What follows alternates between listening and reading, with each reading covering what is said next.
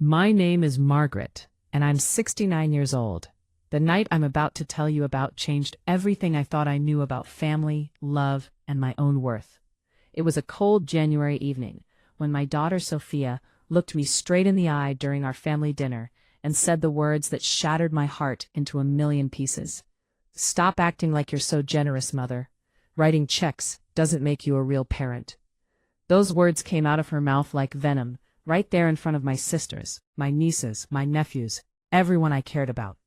And her husband, Marcus, just sat there with this smug look on his face, nodding along like she was speaking some kind of universal truth. I had just mentioned casually that I'd covered $18,000 in expenses for them over the past year. That's not pocket change for a woman who spent 40 years cleaning office buildings at night, so her daughter could have everything I never had. But Sophia acted like I'd committed some crime by mentioning it. And then Marcus leaned over, close enough that I could smell his expensive cologne, and whispered in my ear with this condescending tone, "Face it, Margaret, you'll never be as influential as Diane." Diane, his mother, the woman who supposedly had all this wealth and class that I apparently lacked. I smiled at him. I actually smiled, and then I said something that would set everything in motion. "Well then, maybe Diane should be the one writing those $18,000 checks." That night, after they left my house in a fury, I made a decision. By the next morning, everything had changed. There were phone calls, panic, and a reckoning that nobody saw coming. Let me take you back to the beginning, to how a woman who spent her whole life sacrificing for her child ended up being treated like nothing more than a convenience store ATM. I'm Margaret Blackwood, and this is my story. If you feel my words, show your support by liking the video and subscribing to the channel. And tell me, from which city do you belong? So I can see how far a woman's impactful voice can reach. Help me build this community, so we can bring more truthful stories for you. That January dinner was supposed to be special. I'd spent the entire day cooking, preparing all of Sophia's favorite dishes in my little brick house on Maple Street, the same house where I'd raised her alone after her father walked out on us when she was just 3 years old. I'd invited my 2 sisters, Clara and Beth, along with their children. I wanted it to be warm, festive, a celebration of family. I'd even splurged on fresh flowers for the table, white roses that reminded me of the ones my mother used to grow. Sophia arrived an hour late, which wasn't unusual. She came in wearing this designer coat that I knew cost more than my monthly pension, her hair done up in some fancy salon style, clicking across my worn wooden floors in heels that probably cost what I used to make in a week of night shifts. Marcus followed behind her, carrying nothing, helping with nothing, just scrolling through his phone like he was too important to be there. There was no hug, no "thanks for having us, Mom." Sophia just walked past me, inspecting my table setting like she was a restaurant critic, while Marcus plopped down on my sofa without even taking off his shoes. I tried to push down the hurt. I'd gotten used to this version of Sophia over the years, the one who seemed embarrassed by where she came from, by me, by the modest life I'd built for us. She worked as an event coordinator at some upscale hotel, and ever since she married Marcus 3 years ago, she'd transformed into someone I barely recognized.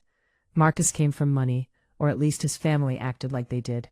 His mother Diane owned a boutique downtown and drove a Mercedes and never let anyone forget it. During dinner, I tried to make conversation. I asked about their jobs, their plans for the upcoming months, anything to connect with my own daughter. Sophia gave me these short, clipped answers, barely looking up from her plate. Marcus said even less. It was my sister Clara who finally asked Sophia directly, "So, sweetheart, how's the new apartment working out?" Sophia had moved into a luxury building 6 months ago. One of those places with a doorman and a gym and a rooftop terrace. I knew because I'd helped with the security deposit. Sophia's face lit up for the first time that evening. "Oh, it's wonderful, Aunt Clara. The view is incredible, and the amenities are just top-notch. Much better than where we were before." She didn't mention that I'd paid for part of it. She never mentioned what I paid for. Not the car payment I covered when they had that rough month last spring. Not the credit card bills I'd quietly taken care of when Marcus lost a client. not the expensive furniture they'd charged that I'd helped pay off. Nothing. I felt this tightness in my chest, but I kept my mouth shut. I'd learned over the years that bringing up money made Sophia uncomfortable, made her defensive, so I just smiled and said I was happy they were settled. But then my sister Beth, who's always been more direct than Clara, looked at me and said, "Margaret, you're too generous with these kids. You should be thinking about yourself for once. Maybe taking that trip to the coast you've always talked about." That's when it slipped out. I didn't mean for it to sound the way it did, but the words just came. Well, I've been working extra shifts at the office complex on 4th Street, trying to save up. I wanted to make sure Sophia and Marcus had everything they needed, especially with all their new expenses. I wasn't trying to guilt them. I was just explaining why I hadn't taken that trip yet, why I was still working at 69 when most people my age were relaxing. The temperature in the room dropped about 20 degrees. Sophia's fork clattered against her plate. She looked at me with these cold eyes, eyes I didn't recognize as belonging to my daughter. "Mother, do we really have to do this? Do we really have to sit here and listen to you talk about money again?" Her voice was sharp, cutting. Everyone at the table went quiet. My nephews stopped eating. Clara and Beth exchanged worried glances. "I wasn't trying to," I started, but Sophia cut me off. "You're always doing this, always reminding us of what you spend, what you sacrifice, like we asked for any of it. It's exhausting. Maybe if you stopped obsessing over every dollar, you'd actually have some money saved." The words hit me like a physical blow. I felt my face go hot, tears pricking at my eyes, but I refused to cry. Not in front of everyone, not in front of her. "Sophia, I've never asked for anything back. I just wanted you to have opportunities I never had." "Opportunities?" She laughed, but it wasn't a happy sound. "You mean the constant guilt? The endless reminders of how hard you worked, how much you sacrificed? That's not love, Mother. That's manipulation." I couldn't breathe. 40 years of scrubbing floors, of coming home at dawn with my back aching and my hands raw, of wearing the same 3 outfits for years so she could have new clothes for school, of eating rice and beans so she could have meat. All of it reduced to manipulation. My sisters were staring at their plates, and I could see the shock and anger on their faces, but I couldn't speak. I literally couldn't form words. That's when Marcus decided to add his opinion. He leaned back in his chair with this arrogant posture and said, "Margaret, I think what Sophia's trying to say is that there's a difference between being a parent and being a benefactor. Anyone can write a check. Real family is about emotional support, about being present." Being present. This from a man who couldn't be bothered to look up from his phone for 10 minutes. This from a man whose mother I'd never even met, because apparently I wasn't important enough for an introduction. I looked at him, really looked at him, and saw nothing but contempt in his eyes. He thought I was beneath him, beneath them. And then came the whisper, the one that made my blood run cold. Marcus leaned toward me, close enough that only I could hear, and said, "Face it, Margaret, you'll never be as influential as Diane. She gives without keeping score.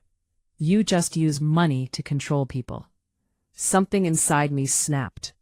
Not loudly, not dramatically, but definitively, like a bone breaking cleanly. I stood up from my chair, and everyone looked at me. I looked at my daughter, this woman I'd raised, this person I'd sacrificed everything for, and I said quietly, "Get out." Sophia's eyes widened. "What?" "Get out of my house, right now." "Mother, don't be ridiculous." "I am not being ridiculous. You came into my home, ate my food, and insulted me in front of my family. You called my love manipulation. Your husband just told me I use money to control people. So if I'm so terrible, if my help is so unwanted, then leave. Get out." Sophia stood up, her face red with anger. "Fine. Maybe now you'll understand that nobody owes you anything, just because you chose to have a child." Those words, chose to have a child, like she was some burden I'd taken on, not the little girl I'd rocked to sleep every night, the baby I'd nursed through fevers, the teenager I'd stayed up worrying about until I heard her key in the door. Like she was an obligation, not my whole world. Marcus grabbed his coat, and Sophia snatched her purse from the side table. Before they walked out, she turned to me one last time. "Don't bother calling us, Mother. We're done pretending that your charity makes us a family. The door slammed so hard that the picture frames on the wall rattled. My sisters sat frozen, and then Clara got up and came to me, wrapping her arms around my shoulders. Margaret, honey, I am so sorry. That girl has lost her mind, after everything you did for her. But I wasn't listening. In my head, Sophia's words kept repeating, "Writing checks doesn't make you a real parent. Anyone can write a check. We're done pretending that your charity makes us a family." Beth stood up, her face flushed with anger. "I've never seen anything so disrespectful in my life. That boy has poisoned her against you, Margaret. She was never like this before Marcus came along." Maybe that was true. Maybe Marcus had influenced her. But Sophia was a grown woman who'd made her own choices, said her own cruel words. She'd chosen to humiliate me in front of everyone I loved. She'd chosen to reduce 40 years of motherhood to financial transactions. After everyone left that night, after the dishes were washed and the house was empty, I sat at my kitchen table and cried. I cried for the little girl who used to curl up in my lap and tell me I was the best mommy in the world. I cried for the teenager who'd hugged me tight after her high school graduation and promised she'd make me proud. I cried for all the versions of Sophia that had existed before this cold, cruel stranger took her place. But somewhere between the tears and the pain, something else started growing. A resolve, a clarity. Because Sophia and Marcus didn't know something I'd kept secret for 8 months. And that secret was about to change everything. Last May, Mrs. Dorothy Thornton passed away. Mrs. Thornton was a woman I'd plead for 25 years. She lived in one of those grand old houses on the north side of town, the kind with multiple floors and more rooms than any one person needed. I'd started working for her when Sophia was just a baby, and over the years, Mrs. Thornton and I had developed a relationship that went beyond employer and employee. She had no children of her own, no close family, and in her final years, especially after she got sick, I became more than her housekeeper. I was her companion. I'd sit with her for hours after my cleaning was done, reading to her, talking about everything and nothing, making sure she wasn't alone. When she died, her lawyer, a kind man named Richard Pemberton, called me to his office. I thought maybe she'd left me a small token, maybe a piece of jewelry or a few $100s. What I wasn't prepared for was what Mr. Pemberton told me. "Mrs. Blackwood, Mrs. Blackwood, Thornton has left you her estate." I stared at him, not understanding. "I'm sorry. What?" "Her estate. The house, the investments, everything. It totals approximately $920,000. I couldn't process it. $920,000. Nearly $1 million. Me, Margaret Blackwood, who'd never had more than a few thousand in savings at any given time, who'd spent my whole life counting pennies. It didn't seem real. Mr. Pemberton explained that Mrs. Thornton had been very clear in her will. She'd left a letter for me, which he handed over. I opened it with shaking hands and read her words, written in the elegant script I'd seen on her grocery lists and notes for years. "My dear Margaret, you have been the daughter I never had. You cared for me not because you had to, but because you genuinely loved me. You asked for nothing, expected nothing, and gave everything. In my final years, you were my family. Please accept this gift as a token of my gratitude and affection. Use it to live the life you deserve, the one you've postponed for far too long. With all my love, Dorothy." I sat in that lawyer's office and sobbed, not because of the money, though God knows it was life-changing, but because someone had seen me. Someone had valued me. Someone had recognized all those years of care and love and had chosen to honor them. Mrs. Thornton had given me something Sophia never had: appreciation. For 8 months I kept that inheritance secret. I didn't tell Sophia, didn't tell my sisters, didn't tell anyone except Mr. Pemberton and my bank manager. The money sat there, safely invested, while I tried to figure out what to do with it. Part of me wanted to tell Sophia right away, to help her pay off her debts, maybe buy them a house, secure their future. But something held me back, a little voice in my head that said, "Wait. See who they really are when they think you have nothing to give. Now, sitting in my kitchen after the worst night of my life, I understood why I'd waited. Needed to see the truth. And the truth was devastating. My daughter didn't love me for who I was. She tolerated me for what I provided. And the moment I dared to acknowledge that provision out loud, she turned on me. The next morning, I woke up with a sense of purpose I hadn't felt in years. I got dressed in my nicest outfit, a navy blue dress I bought on sale 3 years ago, but rarely wore, and I drove to the bank. My bank manager, Thomas Chen, greeted me warmly. He'd handled the entire inheritance process and knew my situation intimately. "What can I help you with today?" "I need to cancel all the automatic payments I've set up for my daughter." My voice was steady, calm. "All of them. The apartment deposit assistance, the car insurance I've been covering, the credit card minimum payments, everything." Thomas looked surprised.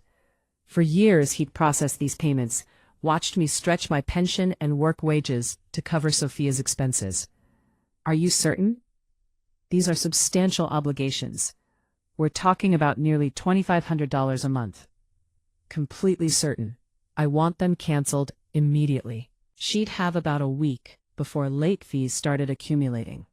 1 week. 1 week for Sophia to realize that her personal safety net had disappeared. My next stop was somewhere I'd never had the courage to go before. Madison Avenue had this boutique, Celestine's, where I'd sometimes window shop on my way to clean the offices nearby. Everything in there cost more than I used to make in a month. But that morning was different.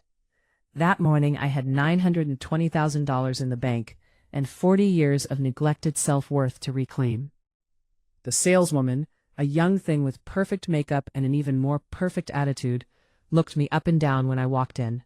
I could see the judgment in her eyes. She probably thought I'd wandered in by mistake, that a 69-year-old woman in a 3-year-old dress had no business in her upscale store.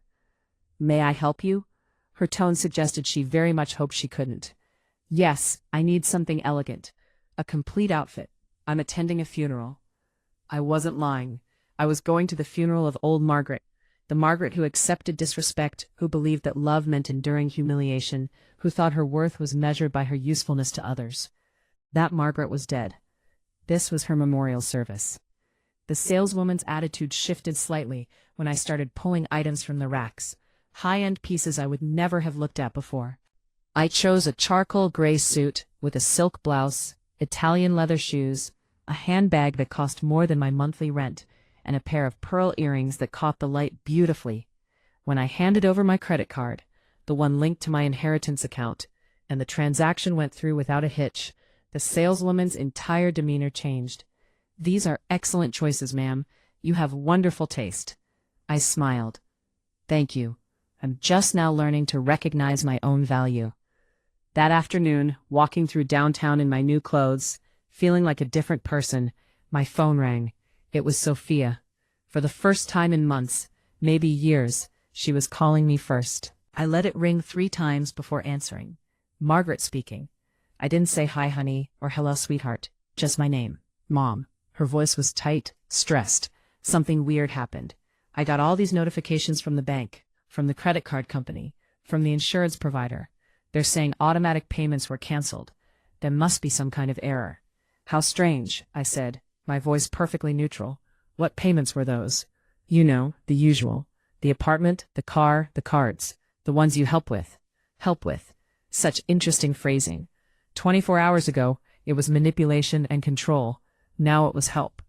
"Sophia, last night you and your husband made it very clear that I use money to control people, that my financial support is just manipulation. So I decided to stop manipulating you." The silence on the other end was beautiful. I could practically hear her brain trying to process what I'd just said. "Mom, wait. You can't just..." "Can't just what?" "Can't stop writing checks that apparently mean nothing? Can't stop being a benefactor instead of a real parent? You were very clear about your feelings." "Mom, I didn't mean it like that. I was upset. Marcus and I have been under a lot of stress." "And that stress gave you permission to humiliate me in front of my entire family? To call my love manipulation?" "Mom, please, we have obligations." If I don't make that insurance payment this month, they'll cancel the policy. If the apartment deposit installment doesn't go through, we could face eviction. And what does any of that have to do with me? You said yourself that anyone can write a check, that it doesn't make someone a real parent. So I'm focusing on being a real parent, Sophia. I'm supporting you emotionally. I'm being present. Isn't that what Marcus said real family does? I could hear her breathing quicken. Mom, this isn't fair. We need to talk about this. Can you come over? No, your home is your responsibility now. I have my own plans.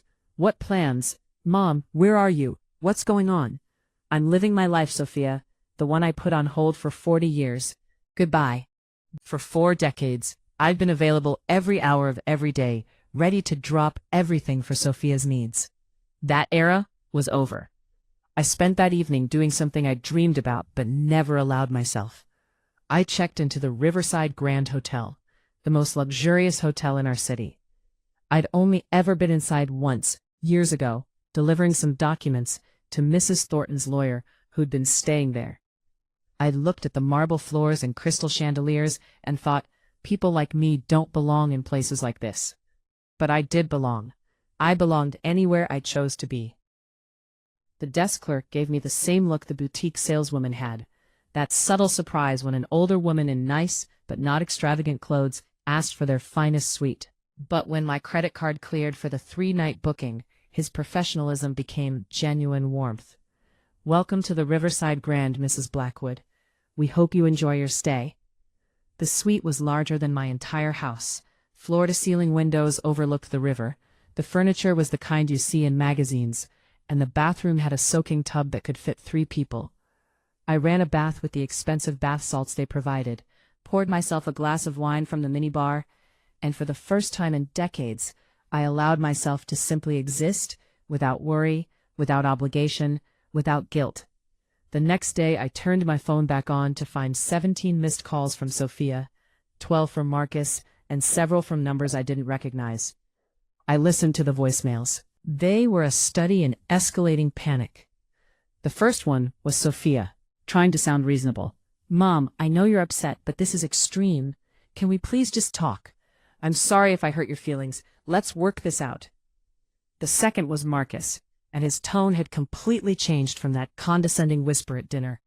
Margaret, this is Marcus. Look, I think there's been a misunderstanding. Sophia's really worried. Maybe we all said things we didn't mean. Could you give us a call back? The third message made me smile. It was from a number I didn't recognize, but the voice was familiar. Mrs. Blackwood, this is Diane Rothschild, Marcus's mother. I heard there's been some family tension. I'd like to speak with you if you're willing. Perhaps we can find a solution that works for everyone. The Diane I supposedly couldn't measure up to. Now she wanted to talk. Interesting. But the fourth voicemail was the one that told me everything I needed to know about how bad things had gotten. It was Sophia again, and she was crying. Mom, please, you have to answer. Marcus is furious. He's saying this is all my fault. His mother is calling him constantly, pressuring him. They're talking about foreclosure on the car, Mom. They're going to repossess it. We can't afford this. I can't afford this. Please, I know I don't deserve your help, but you're my mother. You can't abandon me like this. Now I was her mother. When everything was falling apart, suddenly she remembered our relationship. I didn't call back. Instead, I spent the day at the hotel spa, getting a massage, a facial, having my hair done professionally for the first time in years. While skilled hands worked out decades of tension from my shoulders, I thought about Sophia's message. You can't abandon me like this. Such interesting wording. As if setting boundaries was abandonment. As if refusing to be mistreated was betrayal. When I returned to my suite that evening, I found that someone had been to the hotel looking for me. The concierge handed me an envelope. A young woman came by, ma'am. She said it was urgent. Inside was a handwritten letter from Sophia. I recognized her handwriting immediately. The same careful script I'd helped her develop when she was 7 years old, sitting at our kitchen table with workbooks I'd bought with tip money. The letter read, Mom, I don't know if you'll even read this, but I have to try. I know what I said was wrong. I know Marcus was wrong. We were stressed about money, about keeping up appearances, and we took it out on you. I'm not making excuses. There is no excuse for how I treated you. But Mom, I'm your daughter. I'm the little girl you raised. You can't just erase 36 years because of one terrible night. I need you. I love you." I read it 3 times. Then I folded it carefully and put it in the hotel safe with my other valuables. Words were easy. Sophia had always been good with words. But actions, consequences, those were the real teachers. The next morning I did something that would surprise everyone, including myself. I called my former employer, Mrs. Victoria Sterling, a woman I'd cleaned for before she moved to a retirement community 5 years ago. She'd always treated me with genuine respect, and we'd stayed in touch. Victoria was delighted to hear from me. "Margaret, what a wonderful surprise. How are you, dear?" I told her everything. The dinner, the inheritance, the canceled payments, all of it. Victoria listened without interrupting, and when I finished, she said something that resonated deeply. "Margaret, I raised 4 children, and I learned something important. Sometimes the greatest gift you can give your child is letting them fail, letting them learn what life costs when nobody's there to catch them every time they stumble. You've been Sophia's safety net for 36 years. Maybe it's time she learned to build her own." She was right. I'd never let Sophia face real consequences. Every mistake, every poor decision, every financial crisis, I'd stepped in to fix it. She'd never learned the value of money because she'd never had to earn it, keep it, protect it. She'd never learned gratitude because everything came too easily. That evening, I made a decision that would change everything. Pemberton, my lawyer. "Richard, I need to know my options regarding defamation and emotional distress. If someone has publicly humiliated me, caused me genuine psychological harm, what recourse do I have?" There was a pause. "Margaret, are you considering legal action against your daughter?" "I'm considering protecting myself and ensuring that people understand their actions have consequences." Richard explained the possibilities. Lawsuits for emotional distress, for defamation, all perfectly legal and justified if I had evidence. "Do you have documentation of what you're describing?" I smiled. "Richard, I have recordings." What Sophia and Marcus didn't know was that for the past 6 months, ever since I'd noticed their increasing disrespect, I'd been recording our conversations. Nothing illegal, just my phone on the table during their visits, capturing their casual cruelty, their dismissive comments, their subtle and not-so-subtle insults. I had hours of evidence. Richard reviewed the recordings I brought to his office the next day. His expression grew more serious as he listened to Sophia's voice saying I was manipulative, to Marcus whispering his contempt, to the entire dinner conversation where they humiliated me in front of witnesses. "Mrs. Blackwood, this is more than sufficient for a lawsuit. The humiliation was public, deliberate, and clearly caused emotional harm. Additionally, given your age, there are enhanced protections for elderly individuals in cases of familial abuse." "I want to give them one chance first," I said. "I want to see if they'll apologize publicly, in front of the same people who witnessed my humiliation.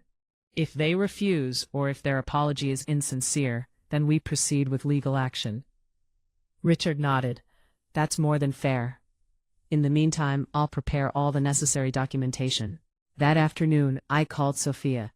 She answered before the first ring finished, as if she'd been holding her phone, waiting. "Mom, oh God, Mom, I've been so worried. Where are you? Are you okay?" "I'm perfectly fine, Sophia. Better than I've been in years, actually. Mom, we need to talk. Please, can we meet? I'll come to you wherever you are." "We can meet, but it won't be a private conversation. I want you and Marcus to organize a family gathering, the same people who were at that dinner. I want a public apology for your public humiliation." "A family gathering? Mom, I don't know if—" "Those are my terms, Sophia. You apologize in front of everyone, you acknowledge that your words were cruel and unjustified, or you handle your financial situation on your own. Your choice." I could hear her breathing, fast and shallow. Okay, I'll arrange it." "When?" "Tomorrow evening, at Aunt Clara's house, neutral territory. And Sophia, I want Diane there too, Marcus's influential mother. I want to meet her personally." "Mom, I don't think Diane will want to." "Then Marcus better convince her. Those are my conditions. Meet then, or don't bother calling again." I hung up before she could respond. Then I immediately called Clara to explain what I needed. My sister agreed without hesitation. Margaret, you use my house for whatever you need. It's time that girl learned some respect.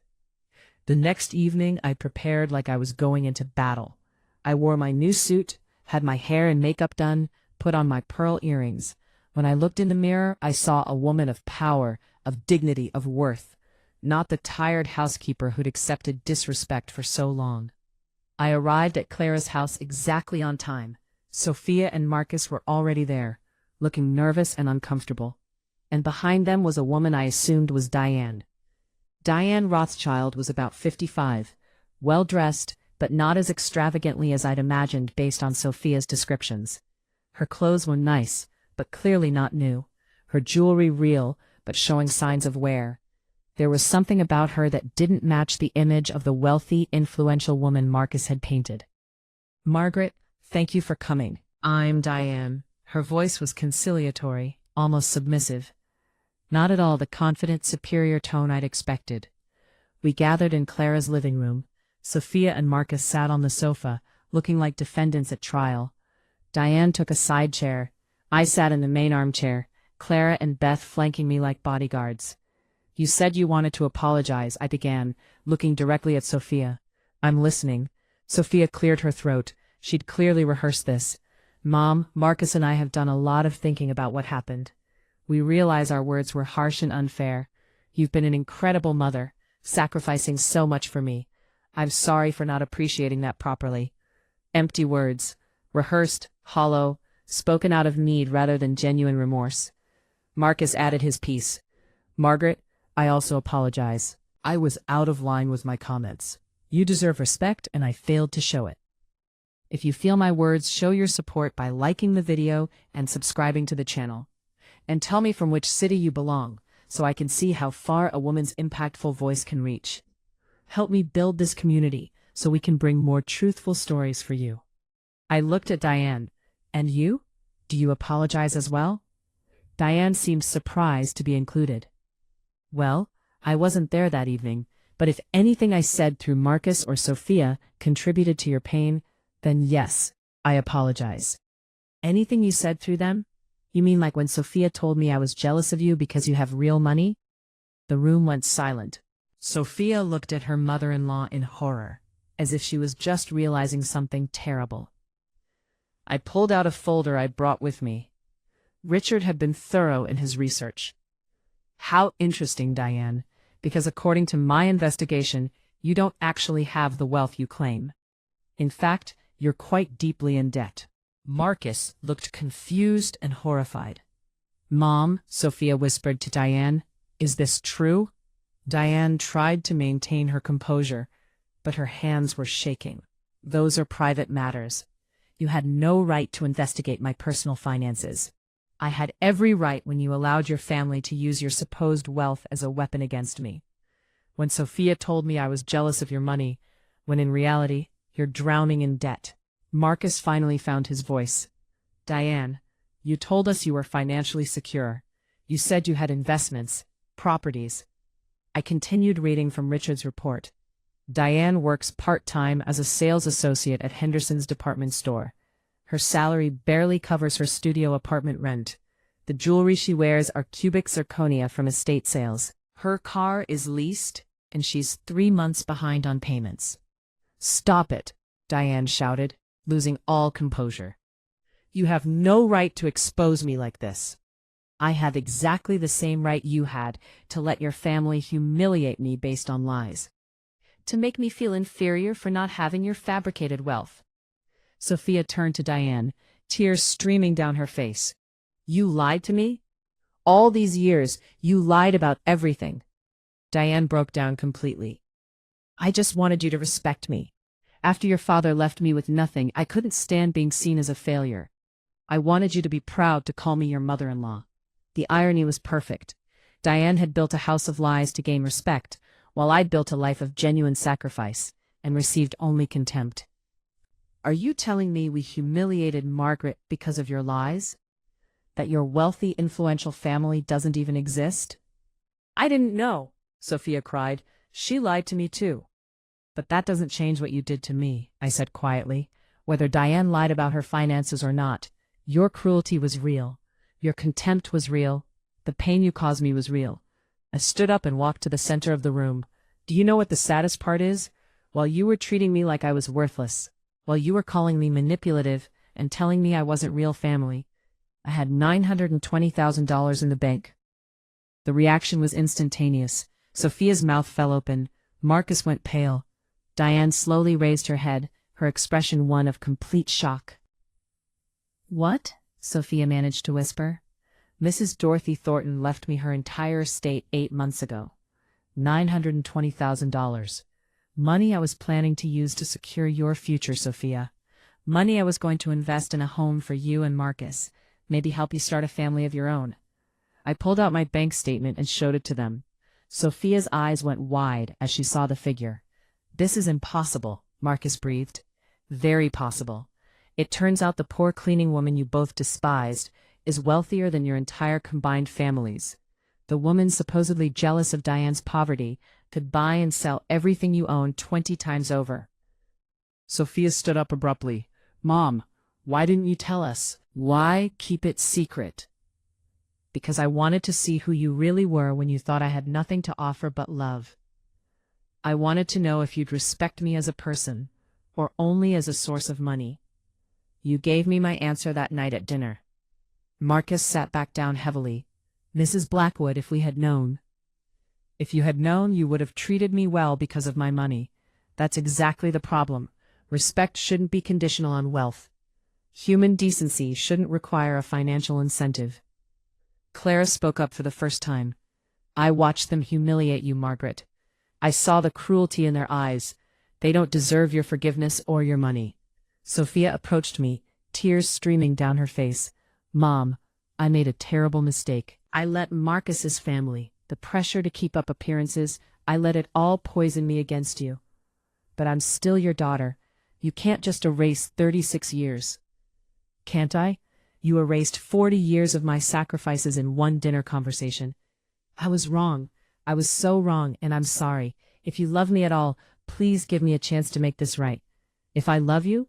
I felt anger rising in my chest. "I've loved you since before you were born. I've loved you through poverty and exhaustion and loneliness. I've loved you when you were ungrateful and cruel and dismissive. Don't you dare question whether I love you." "Then help me," she begged. "Please, Mom, we're going to lose everything. And you'll survive. You'll learn. You'll grow. Because for the first time in your life, you'll face real consequences without me there to cushion your fall." I picked up my purse, preparing to leave. "You're going to experience what I lived with for 40 years, financial uncertainty, the stress of making ends meet, the reality of consequences. Maybe then you'll understand what you threw away." "Mom, please." Sophia threw herself to her knees in front of me. "I know I don't deserve it, but I'm begging you, don't destroy my life over this." "I'm not destroying your life, Sophia. I'm refusing to continue building it for you while you tear me down." Marcus stood up. "So this is all revenge. You set us up to fail. A trap would have been pretending to be poor to test you. I simply didn't announce my good fortune. You chose to mistreat me without any provocation on my part." "But we're family," Sophia shouted desperately. "Family?" I looked at her coldly. "You're the one who said writing checks doesn't make someone family. Let's apply that logic. Humiliating, belittling, and emotionally abusing someone doesn't make them family either." I left Clara's house and didn't look back. In the car back to my hotel, my phone started ringing immediately. Sophia, Marcus, even Diane. I turned it off and sat in silence, feeling both liberated and heartbroken. When I reached my suite, I allowed myself to cry. Because despite everything, despite the cruelty and the betrayal, Sophia was still my daughter. The little girl I'd rocked to sleep was still somewhere inside that cruel stranger. She had to save herself. The next morning, I called Richard. "Proceed with the lawsuit. I want to file for emotional distress, defamation, and elder abuse. $150,000 in damages." "Are you certain, Margaret? Once we begin, there's no turning back." I've never been more certain of anything in my life. The lawsuit was filed that afternoon. By evening, it was news. A local journalist had gotten wind of the story. The wealthy heiress suing her ungrateful daughter, and it spread through our community like wildfire. My phone, when I turned it back on, was flooded with calls from reporters, from neighbors, from people I hadn't spoken to in years. But the calls I paid attention to were from Sophia, each one more desperate than the last. I listened to one voicemail. "Mom, the lawsuit is in the newspaper. Everyone's talking about us. Marcus's firm put him on leave because of this scandal. Neighbors are pointing at us in the street. Please, you have to stop this. This is destroying us." Good. Now she knew how it felt to be humiliated publicly. Another message. "Mom, I lost my job. The hotel fired me because of the negative publicity. They said I represented values contrary to their family-focused brand. We have nothing left. Is this what you wanted?" What I wanted was for her to understand that actions have consequences, that you can't treat people, especially your mother, like trash, and expect no repercussions. Over the next week, I watched Sophia and Marcus's life crumble from a distance. The bank foreclosed on their car. Their luxury apartment gave them eviction notices. Social media turned them into cautionary tales about ungrateful children. Strangers who'd never met them felt entitled to judge them based on the story that was now public knowledge. Part of me felt vindicated. They were finally experiencing accountability. But another part of me, the part that still remembered Sophia as a baby, felt the pain of watching my daughter suffer. 2 weeks after the lawsuit was filed, I received an unexpected visitor at my hotel. The concierge called up to tell me that Diane Rothschild was in the lobby, asking to speak with me. I almost said no, but curiosity got the better of me. Diane looked terrible when she arrived at my suite. Her clothes were wrinkled, her makeup smudged, her confident facade completely gone. "Mrs. Blackwood, thank you for seeing me. I haven't decided if I'm glad I did yet." "What do you want, Diane?" "I want to take responsibility." She sat down without being invited, her body language defeated. "This is my fault. I filled Sophia's head with lies about my financial status. I made her believe that wealth was the measure of worth. I created the environment that led to her treating you the way she did." "That's very noble of you to admit. But Sophia is 36 years old. She made her own choices." "I know, but please understand, I was trying to compete with you." That surprised me. "Compete with me? Why?" "Because Marcus would talk about you, about how you'd sacrificed everything for Sophia, worked multiple jobs, gave up your own life to build hers. He'd compare me to you, and I always came up short. I invented this persona of a successful businesswoman so I could feel like I measured up. The absurdity of it struck me. While I'd supposedly been jealous of her, she'd been jealous of me. Diane, I don't know what you expect me to say. Your insecurity doesn't excuse what happened." "I know. I'm not asking for forgiveness. I'm asking you to please reconsider the lawsuit. Sophia and Marcus have lost everything. Their jobs, their home, their reputations. They can't pay $150,000. It will bankrupt them completely. They should have thought of that before they humiliated me." "You're right. You're absolutely right. But Mrs. Blackwood, Margaret, they're talking about divorce. The stress has broken them. Sophia calls me crying every night, saying she's lost you, and now she's losing Marcus too." "Is that really what you want?" I looked at Diane, this woman who'd built a house of lies that had come crashing down, and I felt something unexpected. Not sympathy exactly, but understanding. We'd both made mistakes with our children. Hers was lying to gain respect. Mine was sacrificing so much that I forgot to teach Sophia the value of what I was giving. "What I want," I said slowly, "is for Sophia to understand that love is not a transaction, that being a mother doesn't mean being a doormat, that respect is not optional." She understands now. Believe me, she understands. I thought about Victoria Sterling's words.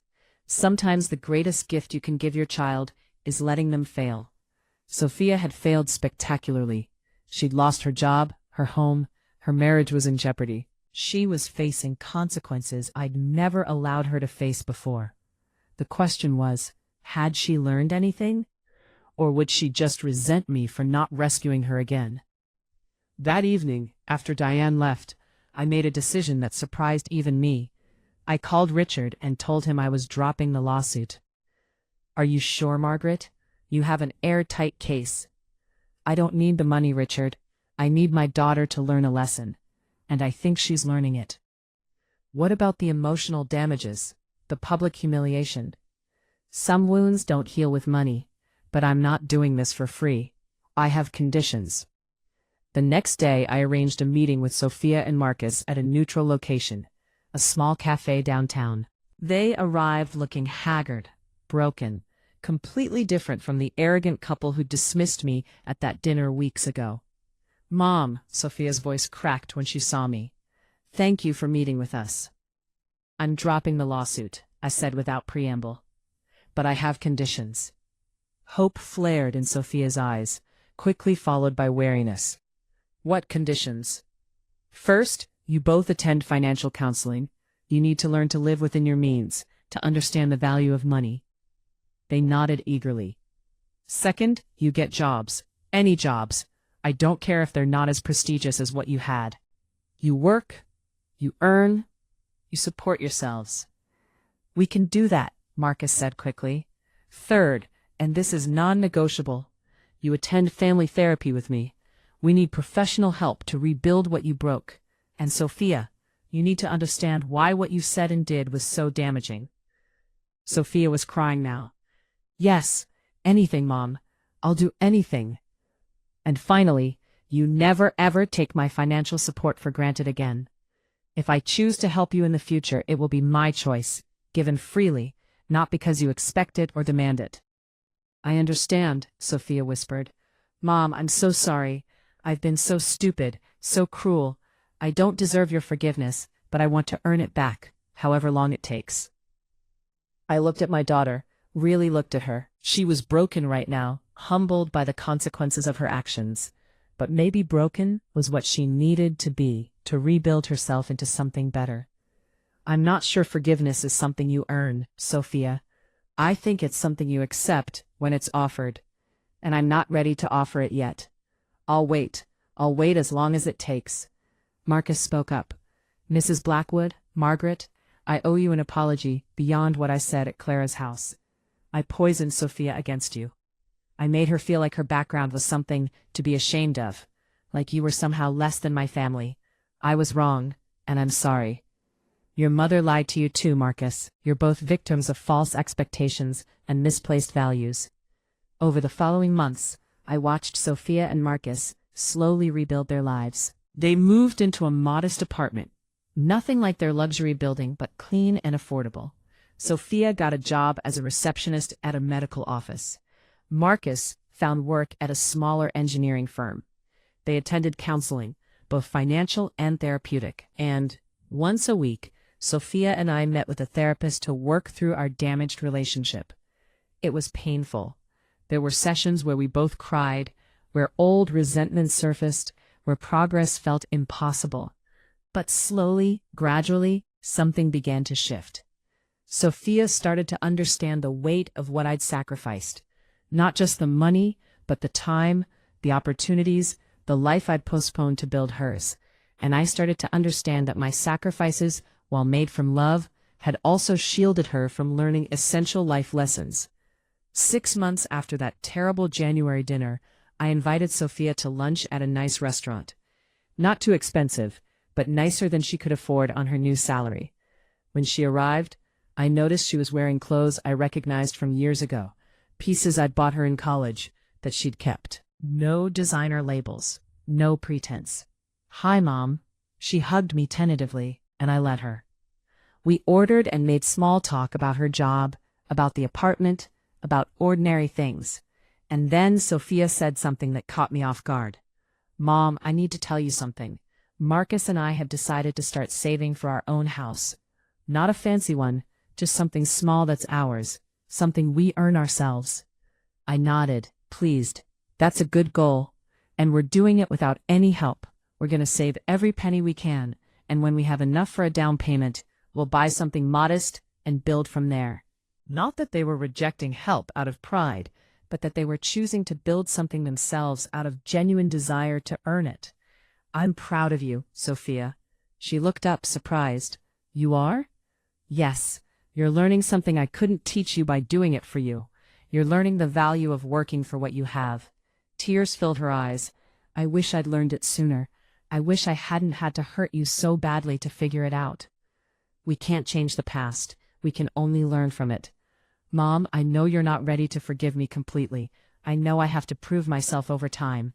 But I want you to know that I understand now what I threw away. You were never trying to manipulate me with money. You were just loving me the only way you knew how. I reached across the table and took her hand. And you were acting out of your own pain and insecurity. We both made mistakes, Sophia. I should have set boundaries sooner. I should have let you fail sometimes instead of always catching you. You were being a good mom. No, I was being a guilty mom. I felt guilty that your father left, guilty that we didn't have much money, guilty that I couldn't give you everything I thought you deserved. So I overcompensated. I gave you too much and expected too little in return. It was the first time I'd admitted that out loud. The first time I'd acknowledged my own role in creating the dynamic that had hurt us both. If you feel my words, show your support by liking the video and subscribing to the channel. And tell me from which city you belong, so I can see how far a woman's impactful voice can reach. Help me build this community so we can bring more truthful stories for you. We talked for hours that afternoon, really talked in a way we hadn't in years, about her childhood, about my choices, about the expectations we'd both failed to meet. It wasn't forgiveness yet, not completely, but it was understanding, and understanding was a start. A year after that terrible January night, I did something I'd never thought I'd do. I wrote Sophia a check for $10,000 with a note attached, for your house fund, not because you need it, but because I want to contribute to something you're building yourself. Love, Mom. Mom, I can't accept this. Why not? Because you've already given me so much, and I treated you so terribly. Sophia, this isn't about the past. This is about me choosing to help you because I love you, not because you expect it or demand it. Can you accept that? There was a long pause. Then, yes, thank you, Mom. Not just for the money, but for teaching me the difference. Today, 2 years after that dinner that changed everything, Sophia and Marcus own a small house in a modest neighborhood. They saved for 2 years, added my contribution to their down payment, and bought something they could actually afford. Sophia still works at the medical office and has been promoted to office manager. They live within their means. They appreciate what they have, and most importantly, they've learned that wealth isn't about how much you have. It's about how you value what you have. As for me, I'm living in a comfortable apartment I bought with part of Mrs. Thornton's inheritance. I travel sometimes, I volunteer at a women's shelter teaching financial literacy, and I finally started living the life I postponed for so long. I'm not wealthy in the way people imagine wealth, with yachts and mansions, but I'm rich in the things that matter. I have security, freedom, and peace. Sophia and I have dinner together once a week. Our relationship isn't perfect. It may never be, but it's honest now. She doesn't take me for granted, and I don't enable her irresponsibility. We're learning to be mother and daughter in a healthier way. Last month, on my 71st birthday, Sophia gave me a gift that made me cry. It was a scrapbook she'd made, filled with photos from her childhood and handwritten notes about memories we'd shared. On the first page, she'd written, "To the woman who gave me everything, including the hardest lesson I ever learned. Thank you for loving me enough to let me fall. I'm finally standing on my own." That night, as I looked through that scrapbook, I realized something important. The money Mrs. Thornton left me was a gift, but it wasn't the real inheritance. The real inheritance was the lesson that came from how I used it. I learned to value myself. Sophia learned to value what she had, and we both learned that love and respect can't be bought. They have to be earned and given freely. People ask me sometimes if I regret what I did, if I wish I'd handled things differently. The truth is, I don't know if there was a better way. All I know is that both Sophia and I needed to break before we could rebuild something real. She needed to lose everything to understand what she'd taken for granted, and I needed to claim my worth to stop sacrificing it at the altar of motherhood. We were both trapped in a dynamic that was destroying us, her taking and me giving until there was nothing left of me to give. That January night, when she told me that writing checks didn't make me family, she was right in a way she didn't understand. Real family isn't about financial transactions. It's about mutual respect, genuine care, and valuing each other as people, not as resources. I'm Margaret Blackwood. I'm 71 years old. I spent 40 years being defined by my role as a mother, as a provider, as a sacrifice. And then I spent 2 years learning to be defined by my own worth, my own value, my own life. The inheritance Mrs. Thornton left me wasn't just money. It was permission to finally put myself first, to recognize that I mattered too. And in losing my daughter's dependence, I gained something far more valuable. I gained her respect. I gained her understanding. And slowly, carefully, I'm gaining a relationship with her that's based on choice, not obligation or need. That's worth more than $920,000. That's worth more than any inheritance. Because the greatest gift I ever gave Sophia wasn't the money I spent on her over the years. It was the strength to let her go, to let her fall, to let her discover that she could stand on her own. And the greatest gift she's given me in return isn't an apology or gratitude, though those matter.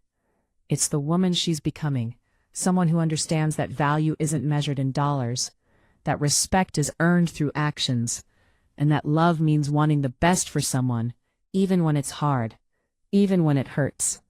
So when people ask me if I forgive her, I tell them the truth. Forgiveness isn't a destination, it's a journey we're still on. Some days are easier than others. Some days I remember the pain of that dinner, and I feel the anger rising again. But most days, I look at the woman she's become, and I feel something close to pride. She's not perfect, neither am I. But we're both trying, both learning, both growing. Not perfection, not unconditional acceptance of poor treatment, but the willingness to do the hard work of honest relationship, to hold each other accountable while still holding space for love. I spent 69 years believing that love meant endless sacrifice, that being a good mother meant accepting any treatment as long as it came from my daughter. That January night taught me differently. It taught me that the most loving thing I could do was refuse to enable her anymore, to let consequences teach the lessons my sacrifice never could. Mrs. Thornton's inheritance gave me the financial freedom to make that choice, but the courage to make it came from somewhere deeper, from a well of self-respect I'd buried under decades of putting everyone else first. Today, I'm not just Margaret the mother, Margaret the housekeeper. I'm Margaret the person, with value and worth that exist independent of what I can give to others. And Sophia is learning to see me that way too, not as a resource to be used up, but as a person deserving of respect and love. That's my story. A story of inheritance, not just of money, but of worth. A story of breaking and rebuilding. A story of learning that sometimes the hardest thing and the most loving thing are exactly the same. And if there's one thing I'd want other women to take from this, it's this. Your worth is not measured by what you give or what you sacrifice. You matter because you exist, because you're human, because you deserve respect and dignity. Don't wait until you're 69 to learn that lesson. Don't wait for a crisis to set boundaries. Don't sacrifice yourself so completely that there's nothing left for you. Love your children, yes. Support them, guide them, help them. But never let anyone, not even your own daughter, treat you as less than the valuable, worthy person you are. Because in the end, teaching them to respect you is teaching them to respect themselves and others. It's one of the most important lessons you can give. I'm Margaret Blackwood, and this is how I finally learned my own worth.